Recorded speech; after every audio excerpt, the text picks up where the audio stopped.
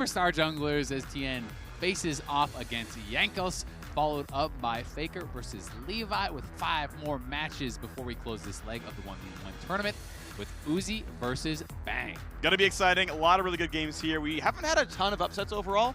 I think in most matches the favorite has won, which so in 5v5 Summoner's Rift, I enjoy the upsets. Yeah. In the 1v1s, I want to get to the hype matchups. Like, I actually want the favorites to win because I want to see the Shy versus Caps. I want to see Pabu. To me, he's a favorite as well, silver medalist from last year. Wasn't last year, though. No. Was it hype last year when he won? It was. Because he made the run, right? If he, like, beat Faker then dropped, it was like, okay, well, that's nice, whatever, but, you know, on goes Rookie. But the fact that he made it all the way up was actually pretty hype. So now I've got the expectations. Yeah, I mean, and we've had some really close ones. Yeah. I mean, Uzi was 1 auto away from actually getting knocked out in the first round, so it was pretty crazy. Jankos going to be looking for a little bit of a revenge against Tian, who, let's just say, got the better of him at Worlds. Yeah, it's kind of recently. Yeah. You might have seen it, World Finals. Not a very close matchup. No, it wasn't. Seconded only by G2 versus TL. But, you know, Tian has been monstering everyone. In the first round, he already played against another jungler. He slammed Peanut in the Sin mirror. That was not close whatsoever. He was way up in farm. He got 2 kills to 0. So we'll see if Jankos can do any better. And I'm interested to see if it's going to be another kind of agreed upon mirror match like we have between Tian and Peanut, or if Jankos will try to get the better of him maybe with a more clever pick. Pike mirror. Pike mirror would be pretty hype. Braum mirror. Oof, don't want to see that. I don't want to see the zillion 1v1 no spells farm to 100. That was a couple years ago at All-Star. That was a disgrace. What about the Olaf mirror matchup? I think that would be I'd be hype with Olaf. You know what actually be really hype? What? I think is Kiana mirror matchup, because that would be fun. You know, that would be impressive for Jankos to want to run that back, because they played kind of both sides of that. And, you know, Tian's Kiana was looking pretty beastly. Jankos wasn't having as strong games on Kiana at Worlds, so it'd be pretty cool to see him kind of flexing on it, bring out the Kiana and take down Tian. That'd be exciting. I wonder if, probably not is the answer, but I wonder if Kale's not bad in this mode, just because once you go to the final all in, you just self-ult and, you know, sit there hoping. It's probably not good. Probably not. I feel like you still just lose most of the all-ins. Until you have like a lot of items. Usually Kale, you're looking at like 2, 3 full items, right? Bad choice. I don't think you'll get enough gold. Perhaps in specific matchups it could work out, but the kind of meta is still developing. I've heard about some secret picks that have been workshopped that we haven't seen pop out yet. So interested to see if we're going to kind of find some new tech coming out as we get further into the tournament. You probably see some. To me, if I'm playing this tournament to win the whole thing, and I know I'm like one of the better players, and I feel like pretty safe in my first matchup or two, I pick like my 4th best champion, and I don't ban like the number 1 and 2 if I think it's hidden. And I'm just like, all right, well, I showed you Nocturne, but that's not really the champ that I want. I showed you Echo, but that's not really the champ. And then you get to the finals, and you're like,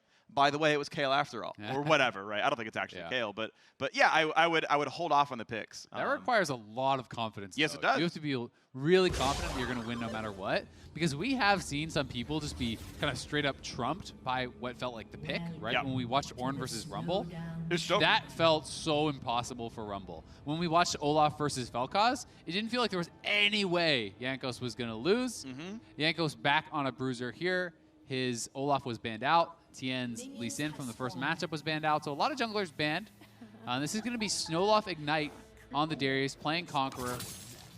I think if you hit that snowball, you should be winning these all-ins. You just take the first fight right away. Yeah. Auto W, auto. Exactly. Snowball also reveals stealth. So it should reveal through the Shroud. I believe so. I'm quite certain it does. Great. Unless this is programmed differently. So that is going to make it even more tough for Tian. Okay, there's the kite back, and now the snowball's been used to follow through after the E, then the Shroud gets burned. So that's kind of the cooldown trade you're looking for, right? Is she's going to disengage with a shuriken flip. Mark is going to follow through with the dash, and that means now she can turn invisible and only get hit by a Q anymore. Yeah, you would have to kind of leave it on and not actually activate it, because that does remove the kind of detection that is attached to it. Yep. At least as far as I understand that spell. Something that we did get to learn about yesterday, we were talking to Sheepy, we got to see it in action when Jankos did play the Conqueror Olaf, is with Snowball, when you throw the Snowball and you hit someone, you get 2 stacks of Conqueror, and then when you activate it, you get another 2. So auto plus W after that, you're 8-stack Conqueror for your Q. That means you only got 1 to go, and then suddenly you have all the extra stats, you get all the extra lifesteal. And you're going to look for the Snowball, not going to hit that one. And just going to go for some early wave clear right now, but as soon as Tian can walk up, get the empowered autos, move on. First push is still going to go to Jankos. Decent CS, 14 of 19. Decent amount here available, though. Tian can pretty easily tie up the CS. get really close in gold. First reset going to go to the Darius. Important cannon, of course. And we're going to have a pretty equal game state. Just desync resets. Yeah, so quick little recap on some of the changes. If you guys are just now tuning into 1v1s for the first time, there are a lot of differences this year. You can't win off CS. Cannons are worth a tremendous amount of gold. You get much more gold and experience. So you have this kind of ramped up game style. And at 7 minutes, the Ring of Fire will spawn, and that is actually going to kind of force conflict. If a turret hasn't been taken down before then, it goes sudden death, and you're kind of in this shrinking Ring of Fire like it was in Nexus Blitz, where you're forced to fight it out for that final kill. Yep, sudden death, 7 minutes in, that's when it's really going to come down to, and that's why we're seeing a lot more melee champions, and the Darius Akali 1v1 is going to be really hype. Kiting around, hoping to dodge the Qs, of course, getting outside of that blade ring is going to be important. But if Jankos can get the dunk, it's a pretty big deal. Yeah, so much of it is going to be about the maneuverability here that Tian does have available on the Akali. You know, as you said, you really want to make sure that you're either completely dodging the Darius Q, or that you're getting on the inside, so just the handle hits you. It does less damage. You don't get that heal coming out. So, you know, that's a tremendous difference in an all-in. And Akali with the Shuriken Flip plus the ultimate activations is going to have a lot of ways to either dodge that completely or to try to get inside it. Yeah, lots to watch for there.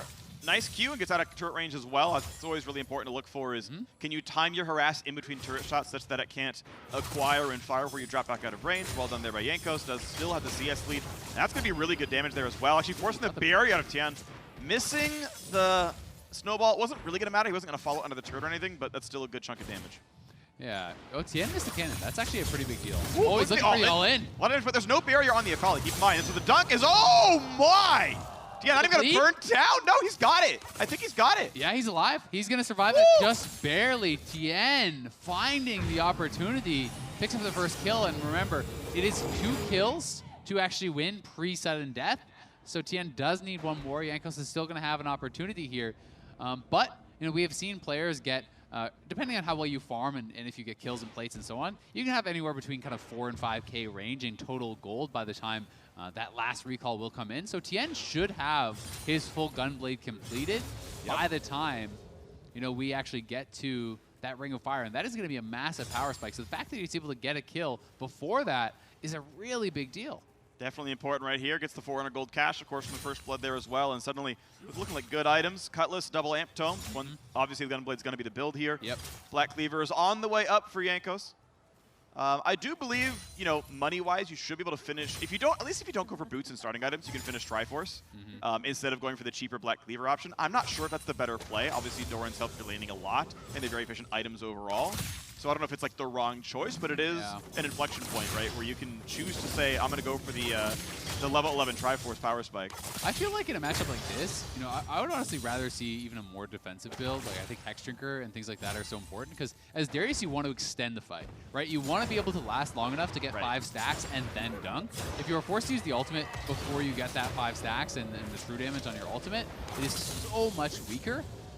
Whereas Akali is trying to have this quick fight where she's bursting you down and knocking you out immediately. Right, so really front-loaded. Yeah, Darius is not quite that. You're right. I wonder if full tank Darius is just I feel like a checkmate matchup. In this 1v1. And I don't know if it is like that full-on checkmate. Sure. It would guarantee it. But the better matchup. I think it would give you a better shot at actually winning that. Something like even just Cowl, Hexdrinker, these types of builds where you go very, very tanky to just be able to survive long enough to full stack, get your Conqueror up, get 5 stacks, and try to knock him down. One about Tian actually picked up the blue trinket here. I don't think Jankos actually picked up one. Okay. I think back to one of the 1v1s a while ago where Pablo had to like flash into the brush to chase down Heimer.